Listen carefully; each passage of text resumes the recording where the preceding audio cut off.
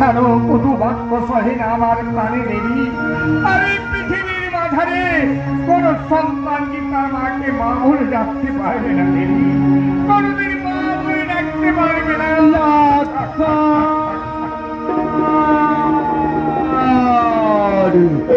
আমি কথা বলতে পারছি না, বুকের মাঝে তোলপাড় করছে। কোথায় কোথায় প্রাণের ভাই লক্ষ্মণ? মায়াবী রাক্ষসের কুকুর হতে প্রাণটা বাঁচা লক্ষ্মণ।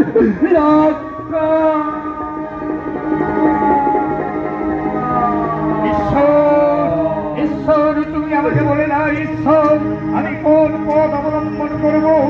একদিকে দাদার আদেশ পালন, অন্যদিকে দেবীর কটু বাক্য। কোথায় ইন্দ্রদেব, তুমি আমার মাথায় বজ্রপাত করো। কোথায় কোথায় বসুমতী, তুমি ধরনী বিলুপ্ত হয়ে যাও।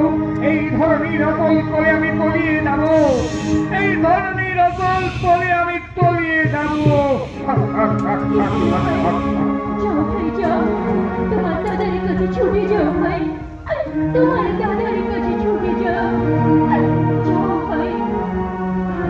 বেশ, তবে তাই হবে দেবী, তাই আমি চলে যাচ্ছি দেবী। তবে একটা কথা দেবী, আমি রাম নামে গণ্ডি রাখা দিয়ে যাচ্ছি দেবী।